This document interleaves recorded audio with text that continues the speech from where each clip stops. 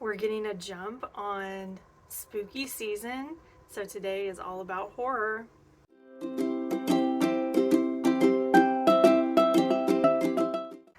Hi, hello, and welcome back to my channel. My name is Alex, and today we're starting Spooktober.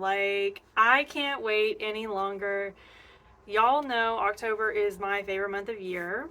A lot of really fun things happen in October for me personally, but also October is my all horror month, so I only read horror in October, and I can't wait any longer. Usually all of my October content is horror content, but I don't want to wait any longer.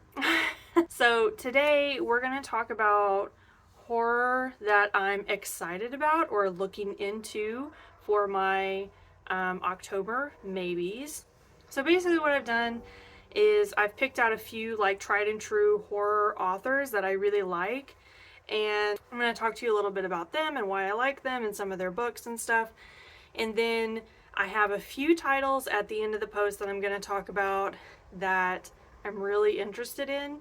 So this is probably going to be a little bit short. Yeah, I want to get kicked off into Spooktober. I'm excited to talk about horror today. I'm ready. The weather's perfect. It's just a really nice fall day. If there just wasn't so much green around, it'd be perfect. Before we get into it, make sure you hit all the buttons down below so you know when I'm posting. I post every week, and all we do on this channel is talk about books. So if you like listening to people talk about books, here I am every week doing just that for you. Let's not waste any more time. Let's get into it. Okay, so the first section of this is gonna just be about authors that I'm interested in looking more into for this upcoming Spooktober next month. First name on the list is Nick Cutter. Nick Cutter blew me away with The Deep, which I read for last year's Spooktober. Y'all, this book was messed up, and it was just it was so twisted and so gory and just disgusting. You don't like body gore or horror gore, anything like that, don't read Nick Cutter. But that's kind of what he's known for, so I knew going in that it was gonna be kind of gross, and it really exceeded all my expectations. Nick Cutter is notoriously hard for me to get at my library, so I can't guarantee that Nick Cutter is going to be in the lineup. A Nick Cutter book is definitely going to go into the Maybe series though, which is going to be next week. So yeah, which one? I don't know. He has a lot of titles. I've been wanting to read The Troop for a while, but that one is super popular. So I don't think I'll be able to get that one. This one, The Deep, basically there's a pandemic kind of happening on the surface world where people forget how to be alive, basically. So they built this laboratory in the deepest part of the Marianas Trench to try and find a cure for this. The main scientist calls his brother to come help him, and the book is about the brother going down in a sub to the laboratory and trying to figure out what's happening down there because they've lost communications. It's a wild ride.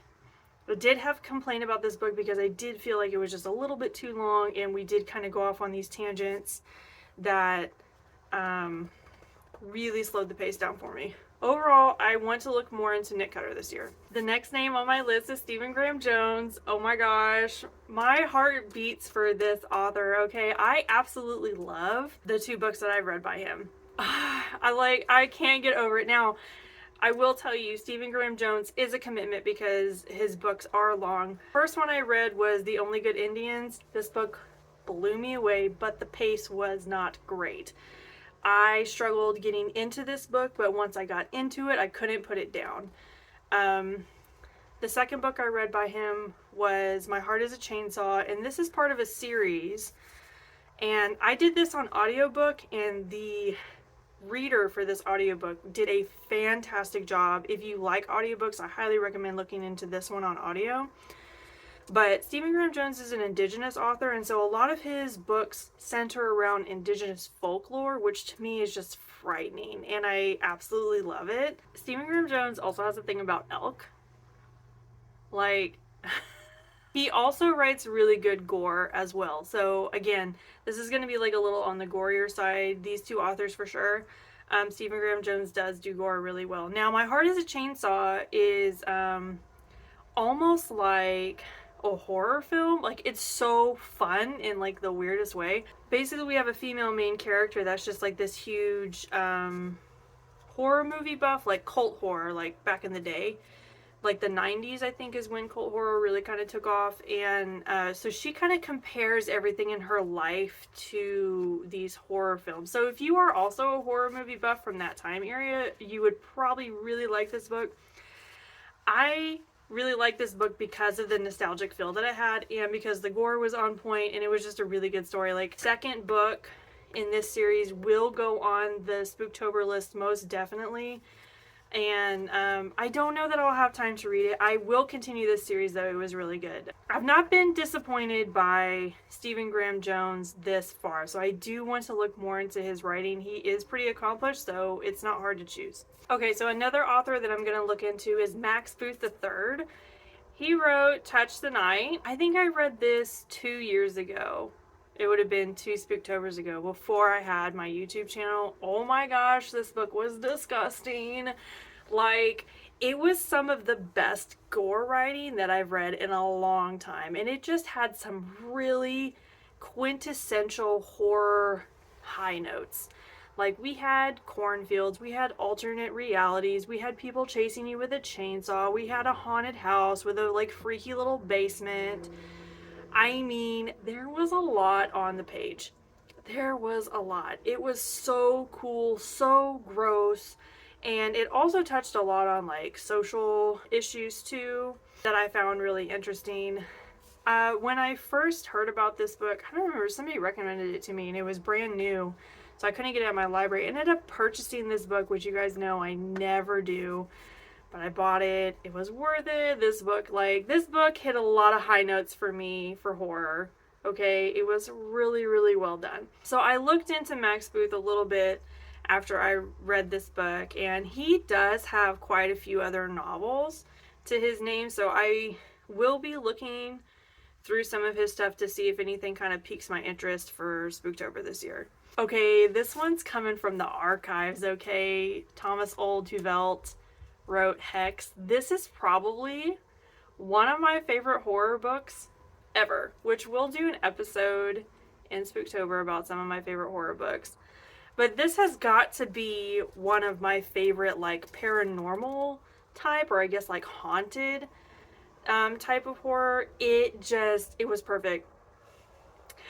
It was perfect, and I loved this book. It's like a modern day witch story. It's just perfect. It really is. Like, if you haven't read Hex and you like that category of like paranormal, or like, I think, yeah, I would call it paranormal, then like you need to read this book. Please read it. It's so good. Now, Thomas Olde Heuvelt is not like English. I think he's Swedish. I can't remember. I'll put it on the top just so like I'm not misquoting or whatever. So he's only been picked up for English books like recently. Like, Hex was a huge hit. It was translated. A lot of his work has been translated into like lots of different languages. So he doesn't have a huge repertoire in English. I think he has a few more books. I'm not quite sure. I want to dig into Thomas Olde Heuvelt though, because this book, it was perfect. It was everything I wanted in a horror novel. It just like, and I read this like quite a few years ago. I think it was like 6 years ago I read this, and it's still one of my favorite books. Okay, so these next two authors are authors that are kind of on the chopping block. I talked about this in one of my maybe series. I can't remember which one, but I'm kind of at the point now with both of these authors that I want to know, should I keep continuing or should I walk away? So the first one on the list is Paul Tremblay. My first Paul Tremblay book was A Head Full of Ghosts. This book is brilliant. Okay, I loved this book. The paranormal aspect of this book, it was super twisted, super freaky. It almost felt like a thriller and a paranormal book at the same time. It also had like mystery elements in it too. This book hooked me on Paul Tremblay. Okay, if you're not familiar with this book, I'll give you a little breakdown. Basically, have this little family, and the 13-14-year-old daughter appears to be like possessed by demons. And so the dad's like, hey, let's hire an exorcism. And this TV crew, like this basically like ghost hunters type TV show, picks up on this, and they're like, hey, we want to like videotape you doing this exorcism on your daughter. So all that's happening, right? That's a whole story right there. And then we have another story happening of this girl, like a young, oh, she's like in her 20s or something, like watching the documentary years later, like 15 years after it was like shot, and like critiquing it and seeing like if it was legitimate or if it was basically fake. So she's doing like this deep dive on this documentary and like kind of picking it apart to like prove if it was real or not. So we have these two different stories that are happening in parallel, and it's just like, it's crazy. It's crazy. It's good. If you like stories like that, you'll really like this. The ending, I can't get over the ending of this book. I read this so long ago, okay? This was probably almost 9 years ago that I read this book. I still think about this book all the time. It remains up there with Hex. Like, this is good paranormal horror for me, okay? So, I read that Paul Tremblay book. And then I read Disappearance at Devil's Rock and Cabin at the End of the World, I think is what it was called. Both of these books did not work for me. In different ways, okay? I just remember being so excited about Paul Tremblay after I read Head Full of Ghosts, and then I read both of these books within 2 years of reading the other one, and I was really disappointed. Like, it just didn't have the finesse that the other one did. It just didn't have the punch that I wanted, that I know Paul Tremblay can give. I was really let down by these two books. So now I'm at a point where it's like, I feel like I need to give Paul Tremblay another try. But if he disappoints me again, I think I'm gonna have to let go of Paul Tremblay and just be like, well, Head Full of Ghosts was really, really well done, and I really love that book, but I might not read anything else by him. It's undecided. I mean, a Paul Tremblay book will probably go into the maybe series, like, no matter what, because I think he does have a decent writing style. But I might not commit to him for Spooktober. It might be just another, like, in the year type of read to give him another go. But yeah, I'm officially on the fence about Paul Tremblay. Okay, this is the last of the author section, and it's Grady Hendrix. I know what y'all are thinking, because I talk about Grady Hendrix on my channel a lot, right? I've talked about him a few times. Because here's the thing, the same thing happened with Grady Hendrix that happened with Paul Tremblay. So my first Grady Hendrix book was My Best Friend's Exorcism. This book was really good. Okay, it's exactly how it sounds, and it's set in the 80s. It has this like really nice nostalgic feel to it, and yeah, it's basically like about a girl becoming possessed and her best friend trying to like exorcise her. It was just really well done. There were some really creepy moments. There were some really gross moments. The gore was here. Like, it had all the elements. It had everything that it needed. Okay? It was just really well done. And I thought he really took his time on the ending and, like, left me very satisfied. So, you know, after I read that, I was, like, really pumped about Grady Hendrix. So then I read the Southern Book Club's Guide to Slaying Vampires. I think that's what it's called. And shortly after that, I read Final Girl Support Group. Okay? The vampire book, I'm not into vampire books. I've said this on my channel before, but it was actually pretty well done. It just wasn't as good as Best Friend's Exorcism. Like, it had quite a few plot holes at the end. Like, I felt like we just kind of like swept a lot of stuff under the rug, which isn't like him, you know, in comparison to Best Friend's Exorcism. I felt like he just sort of rushed the ending, and the pacing was weird on that book. There was a lot of weird time gaps that I just didn't really understand. There was just a lot of things I didn't understand. A lot of decisions that were made that I just felt like weren't what I wanted. Now I just sound like really picky. But I am picky about horror. I'm very picky about horror. I'm so picky about it because I love horror. I love reading horror. I love watching horror. Like, it's one of my favorite things. So if it's not done like to perfection, I get really snooty about it. Like, I'm sorry. At least I can like admit that, I guess. I don't know. So yeah, I read the Southern Book Club, and then I read not too long ago Final Girl Support Group. And I talk about Final Girl Support Group on my channel. I've talked about it here before, and I've talked about it in comparison with Riley Sager's book, Final Girl. Final Girl Support Group was like, had a brilliant setup. It was very smart. It was very smart the way that he wanted to do it, and I think he failed on the execution just a little bit. Like, there was a lot happening in this book. If you like nostalgic horror, like what I was saying with Stephen Graham Jones, this was really nostalgic. Grady Hendrix really is good with nostalgia writing, and it paid off in this book because we're doing a lot of like I said, cult horror, like with Stephen Graham Jones, is also present in this book. Really great stuff here. There was one character in particular that he just completely let fall off the map, which I think was a mistake. The twist was not that impressive, and I was really disappointed in the dynamic of the characters in this book. Grady Hendrix has a thing about big casts. He always does. All these books I've read by him, the casts are huge. But typically that ends up being like an important part of the plot. In this book, it's really important that this group be this big. And I didn't understand why we half-assed it when it was like so important that the cast be this big. It really did feel like it was partially done. In comparison to Final Girl by Riley Sager, Final Girl Support Group did not measure up in my opinion. So this was my third Grady Hendrix book, and it was my second one that I was kind of like, the gore was not that great in this book. There really just wasn't that much, and it really just felt like a race to the finish the whole time. There were just a lot of decisions made that I thought also were not the right decision. So yeah, I'm officially on the fence about Grady Hendrix too, because these two books did not hit for me, and they were kind of a slog to get through.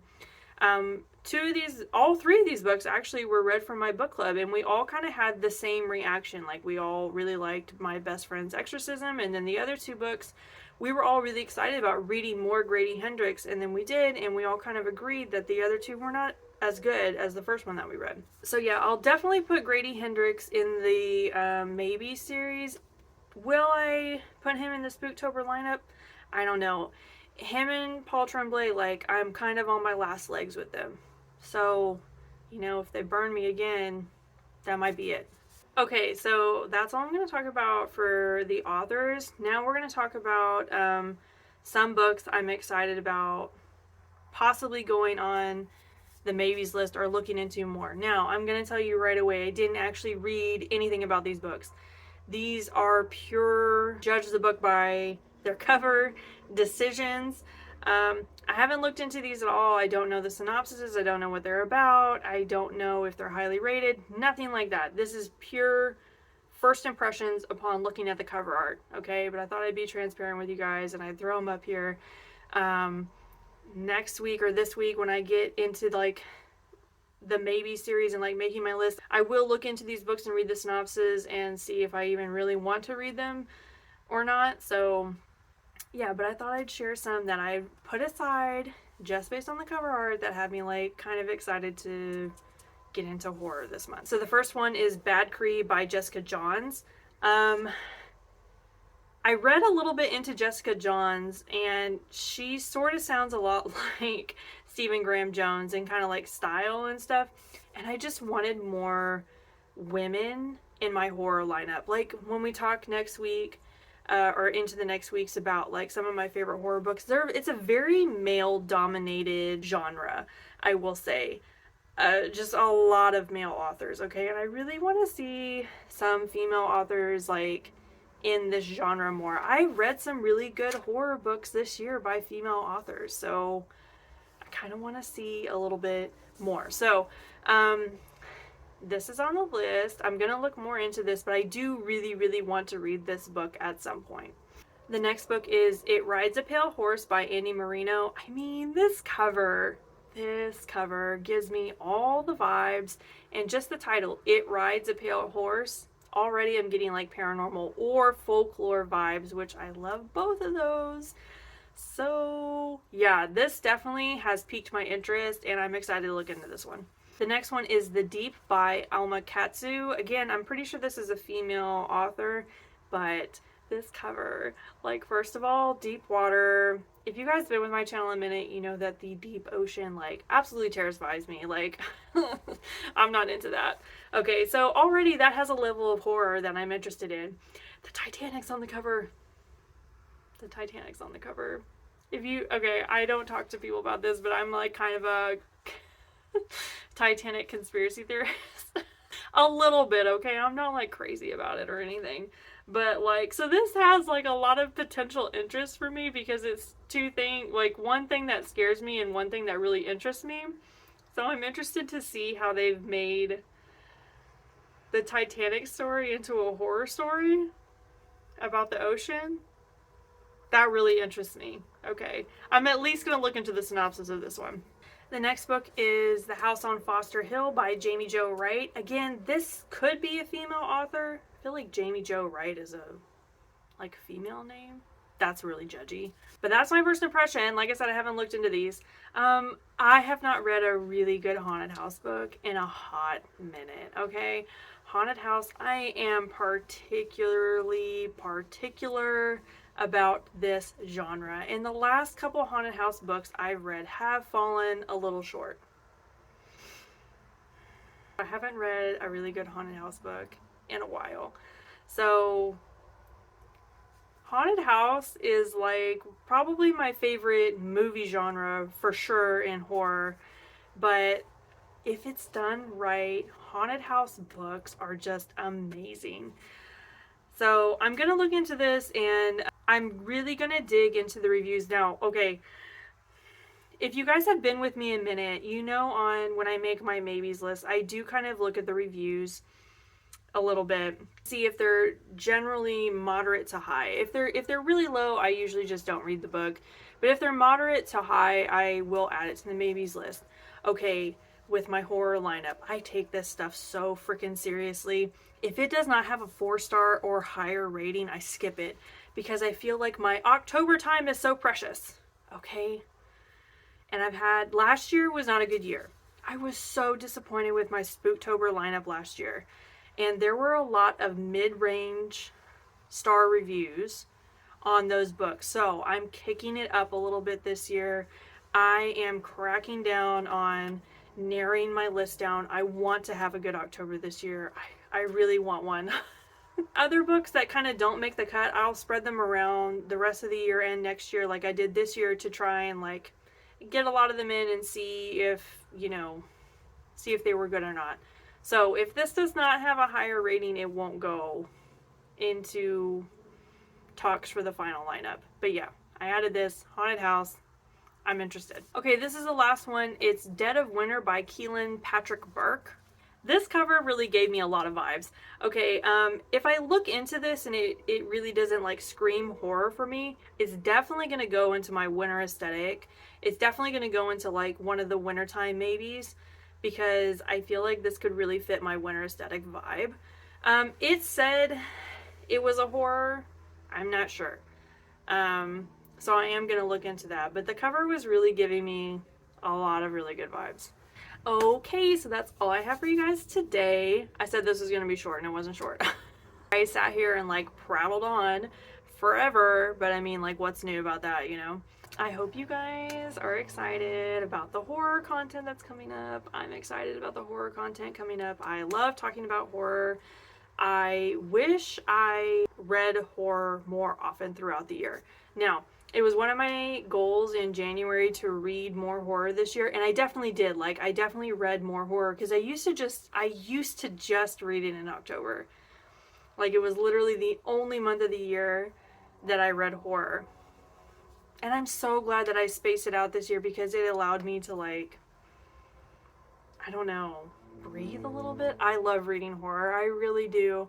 And I think it was just like some weird thing that I weight that I put on myself for no reason to like only read it in October. So yeah, I'm glad that I spread it out throughout the year because I did read some really good horror books this year. I'm hoping the lineup for this October is gonna be really good. I'm really excited, but also I've been like so busy with work, so I hope that I'm not like too busy to read like I have been. I'm just gonna make a really big effort to try and read a lot this month in October. If you have any recommendations for me, please drop me a comment. I love hearing from you guys. I absolutely love getting horror recommendations. It's my favorite. You guys, October is my favorite. I cannot stress that enough. And one of the reasons why it's my favorite is because I read horror all month. It recharges my soul. That's probably a weird thing to say. Make sure you hit all the buttons down below so you know when I'm posting. I post every week, and pretty much all the content between now and the end of October is going to be horror content. So we have the wrap up from this month, which will be the first week of October, and then we'll have the Maybe series for November, which will be the last week of October. So I think that should be 4 Spooktober episodes this year. So I'm excited. Yay! I hope you'll come along with me. I'll see you guys next time. Bye!